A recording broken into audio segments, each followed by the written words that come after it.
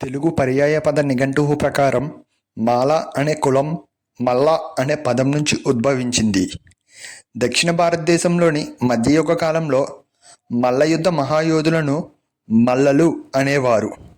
ఆనాటి మల్లవారు అనే పదమే నేటి వాడుక భాషలో మాలవారుగా ఒక కులంగా మారింది. మాల కులస్తులు తెలుగు రాష్ట్రాల్లో ప్రధానంగా కనిపించే ఒక దళిత సమాజం.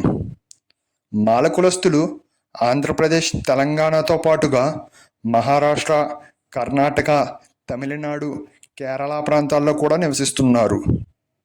మాలలు తమను తాము రెండు తెలుగు రాష్ట్రాలకు పరిమితం చేసుకొని చూడకూడదు. దక్షిణ భారతదేశంలో అనేక రాష్ట్రాలలో మాల కులస్తులు వేరువేరు పేర్లతో విస్తరించి ఉన్నారు. మహారాష్ట్రలో మాల కులస్తులను మహర్లు అని అంటారు. తమిళనాడులో మాల కులస్తులను పరయాలు అని అంటారు. కర్ణాటకలో మాల కులస్తులను హోళియాలు అని అంటారు. కేరళలో మాల కులస్తులను పులయార్లు అని అంటారు. వీరి జనాభా మొత్తం కలుపుకుంటే దక్షిణ భారతదేశంలో అత్యధిక జనాభా కలిగిన కులంగా మాలలు మాత్రమే ఉంటారు. దక్షిణ భారతదేశంలో అత్యంత ప్రాచీన జాతి ఈ మాలలు. మధ్యయుగ కాలంలో దక్షిణ భారతదేశానికి ప్రపంచ స్థాయి గుర్తింపు తీసుకొచ్చింది కూడా ఈ మాలవారే. ఇక మాలల కుల చరిత్ర కాలానుగుణంగా మారుతూ 4 భాగాలుగా ఉంటుంది. 1 ప్రాచీన కాలంలో, 2 మధ్యయుగ కాలంలో, 3 బ్రిటిష్ పాలనలో, 4 స్వాతంత్రం వచ్చిన తరువాత. మొదటిగా ప్రాచీన కాలంలో మాలవారు. ప్రాచీన కాలంలో మాలవారు గ్రామ సమాజంలో ముఖ్యమైన సేవలు అందించేవారు. వ్యవసాయ ఆధారిత పనులు, గ్రామ రక్షణకు సంబంధించిన పనులు, శ్రమ ఆధారిత వృత్తులు చేస్తూ జీవనం సాగించేవారు. ఈ మాల అనే పదం ఎలా వచ్చిందనే విషయంలో భిన్నమైన అభిప్రాయాలు ఉన్నాయి. కొందరు పరిశోధకులు ఇది దక్షిణ భారతదేశంలోని ప్రాచీన భాష అయినటువంటి ద్రావిడ భాషలోని ఒక పురాతన పదం నుంచి వచ్చిందని భావిస్తారు. కొందరు గ్రామ సేవలు చేసే వర్గాలకు ఈ పేరు ఏర్పడిందని కూడా చెబుతారు. మరికొందరైతే ఈ ప్రాచీన కాలంలోనే వీరు మల్ల యుద్ధం అనే విద్యను సృష్టించారు కాబట్టి ఈ మల్ల యుద్ధంతో వీరిని మల్లలు అనే పేరుతో పిలుస్తూ కాలానుగుణంగా మాలలు అని మార్చి పిలవడం మొదలుపెట్టారని కూడా చెబుతుంటారు. పల్లవులు, కాకతీయులు, విజయనగర సామ్రాజ్యం వంటి రాజ్యాల కాలంలో కూడా మాలలు వ్యవసాయం, కోటల నిర్మాణం, రహదారుల నిర్మాణం వంటి పనుల్లో పాల్గొన్నట్లు కొన్ని చారిత్రాత్మక ఆధారాలు ఉన్నాయి. అయితే వీరు రాజవంశాలకు చెందినవారని నిర్ధారించే ఆధారాలు మాత్రం లేవు. ఇదే ప్రాచీన యుగ కాలంలో క్రీస్తు శకం 3వ శతాబ్దం నుండి క్రీస్తు శకం 9వ శతాబ్దం వరకు పల్లవుల సామ్రాజ్యం దక్షిణ భారతదేశాన్ని పరిపాలించింది. ఈ పల్లవుల కాలంలో రాజులకు, సైనికులకు మల్ల యుద్ధంలో శిక్షణ ఇచ్చి తర్వాతి తరాలకు ఈ మల్ల యుద్ధ విద్యను అందించడానికి ఈ మాలవారు విశేష కృషి చేశారు. అలా దక్షిణ భారతదేశానికి వీరు మల్ల యుద్ధం ద్వారా ప్రపంచ స్థాయి గుర్తింపు తీసుకొచ్చారు. దీనిని మాలల స్వర్ణయుగ కాలంగా చెప్పవచ్చు. మల్ల యుద్ధం వీరు సృష్టించినదే కాబట్టి ఆ కాలంలో మల్ల యుద్ధంలో వీరిని ఓడించేవారే లేరు. డియర్ వ్యూవర్స్, మధ్యలో చిన్న అనౌన్స్మెంట్. మన ఛానల్ మానిటైజేషన్కి దగ్గరగా ఉంది. 1000 మంది సబ్స్క్రైబర్స్ వస్తే మన ఛానల్ మానిటైజేషన్ అవుతుంది. అందుకే దయచేసి మన ఛానల్ సబ్స్క్రైబ్ చేసి సపోర్ట్ చేయండి. నేను ఈ వీడియో చేయటానికి చాలా కష్టపడ్డాను.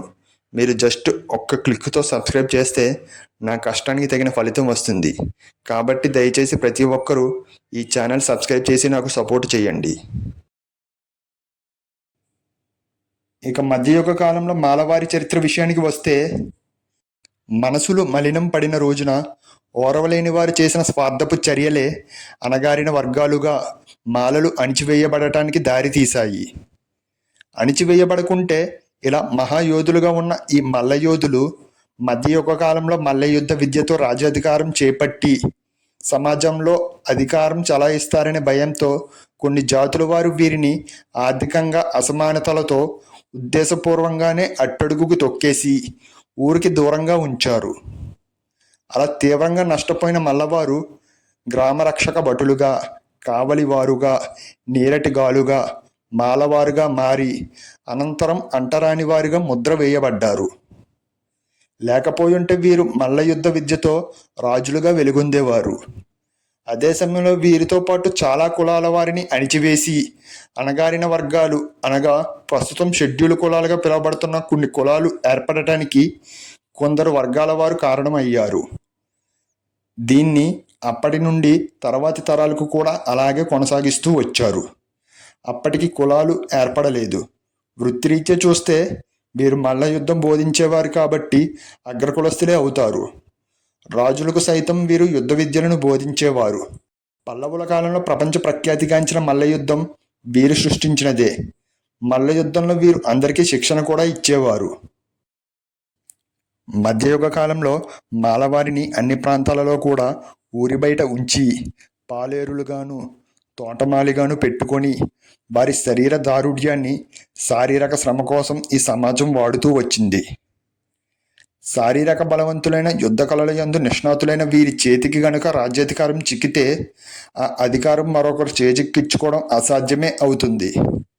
కనుక వీరిని దురుద్దేశపూర్వకంగానే బలహీన సమాజమైన వారే ముందు జాగ్రత్తగా, తెలివిగా, ఆర్థికంగా వీరిని నిలదొక్కునే అవకాశం లేకుండా చేసి ఏదో ఒక రకంగా ఏదో ఒక తప్పును వీరికి అంటగడుతూ ఆ ఊరికి, రాజ్యానికి, సమాజానికి వెన్నుదనుగా నిలిచిన ఈ మాలవారిని ఏదో ఒక కుంటి సాకులతో ఒక్కొక్కరిని ఊరికి దూరంగా పంపుతూ వాళ్ళలో వాళ్ళకి సమైక్యత లేకుండా విభేదాలు సృష్టిస్తూ వర్గాలుగా విడగొట్టి తమ కోసం శారీరక శ్రమ చేయించుకోవడానికి మాత్రమే ఈ సమాజంలో వినియోగించుకున్నారు. అంటే ఒక అల్పుడైన మావటివాడు అన్నిటికన్నా బలమైన ఏనుగును గడ్డిపోచలతో కట్టి ఉంచినట్లుగా తరతరాలుగా ఇదే కొనసాగిస్తూ ఈ మాలవారిని అణిచివేశారు. అప్పటి సమాజంలో ఈ నీచపు దురహంకారానికి చాలా వృత్తుల వాళ్ళు బలయ్యారు.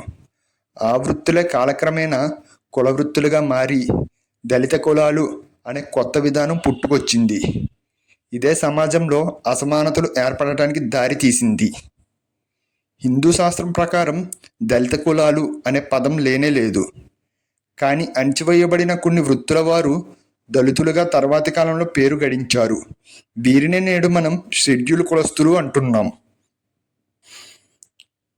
ఇక్కడ చెప్పుకోదగ్గ విషయం ఏమిటంటే ప్రస్తుత సమాజానికి మాత్రం మాలలు ప్రాచీన కాలంలో బలమైన అగ్రవర్ణాల వారిగా ఉండేవారని, మధ్యయుగ కాలంలో రాజ్యస్థాపన చేయగలిగే స్థాయి నుండి అణిచివేతకు గురయ్యి బలహీన వర్గంగా మిగిలిపోయారని ఇప్పటి వారికి తెలియదు. దానికి కారణం చారిత్రకకారులు కానీ, ఈ విషయం తెలిసిన మేధావులు కానీ ఇప్పుడున్న సమాజానికి ఈ విషయాన్ని తెలియజేయకుండా రహస్యంగా ఉంచటమే. ఇక బ్రిటిష్ పాలనా కాలంలో కూడా మాలవారి పరిస్థితి ఎలా ఉండేదో కూడా చూద్దాం. బ్రిటిష్ పాలనలో మాలలు మునిపెన్నడూ చూడని విధంగా మరింత తీవ్రమైన సామాజిక వివక్షను ఎదుర్కొన్నారు. విద్య, దేవాలయాల ప్రవేశం, భూమి యాజమాన్యం వంటి అవకాశాలు వీరికి పరిమితంగా ఉండేవి. ఈ కాలంలో యూరప్ నుంచి క్రైస్తవ మిషనరీలు కొన్ని ప్రాంతాలలో పాఠశాలలు ప్రారంభించడంతో మాల సమాజంలోని కొందరికి విద్యా అవకాశాలు లభించాయి. ఇదే బ్రిటిష్ కాలంలో అనేక అసమానతలతో అట్టడుగుకు నెట్టివేయబడుతున్న ఈ మాలవారి గురించి ప్రముఖ రచయిత అయినటువంటి గురజాడ అప్పారావు గారు కూడా ఒక వాక్యం సంబోధించారు. మంచి అన్నది మాల అయితే ఆ మాల నేను అగుదును అన్నారు గురజాడ అప్పారావు. ఇక స్వాతంత్రం వచ్చిన తర్వాత మాలవారి పరిస్థితి ఏమిటో కూడా చూద్దాం.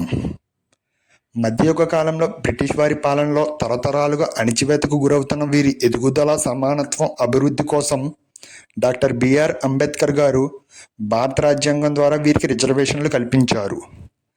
డాక్టర్ బిఆర్ అంబేద్కర్ గారు రచించిన భారత రాజ్యాంగం ప్రకారం వీరు షెడ్యూల్డ్ క్యాస్ట్స్ అనగా ఎస్సీ వర్గంలో గుర్తింపు పొందారు.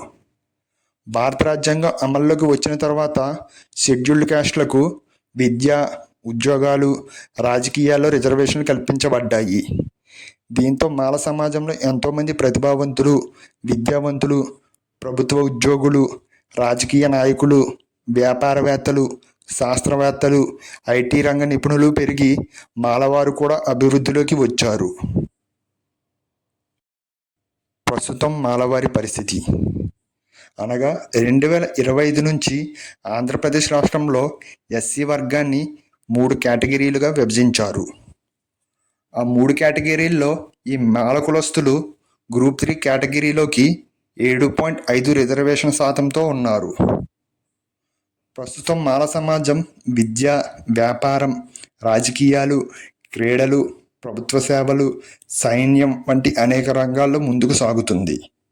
అయినప్పటికీ సామాజిక, ఆర్థిక అసమానతలను పూర్తిగా తొలగించడానికి ఇంకా సమాజంలో కృషి జరుగుతూనే ఉంది. ఇలా శతాబ్దాల పాటు సామాజిక వివక్షను ఎదుర్కొన్నప్పటికీ భారత రాజ్యాంగం ద్వారా విద్య, ప్రభుత్వ అవకాశాలు, సామాజిక ఉద్యమాల ద్వారా మాలలు ఎంతో పురోగతిని సాధించారు. అందుకే ఈ మాల కుల చరిత్ర మనకు వివక్షతను, అణిచివేతను ఎదుర్కొని సమానత్వ హక్కులతో విద్యను అభ్యసించి కష్టపడి ఎదగడం ఎంత ముఖ్యమో తెలియజేస్తుంది. ఈ వీడియో ఇక్కడి వరకు చూసారంటే మీకు నచ్చిందని అనుకుంటున్నాను. దయచేసి ఈ వీడియోని లైక్ చేసి, కామెంట్ చేసి మీ ఫ్రెండ్స్ అండ్ ఫ్యామిలీతో షేర్ చేయండి. ఇలాంటి వీడియోలు మన ఛానల్లో ఇంకా చాలా ఉన్నాయి. దయచేసి ఛానల్లోకి వెళ్ళి మిగతా వీడియోలు కూడా చూస్తారని ఆశిస్తున్నాను.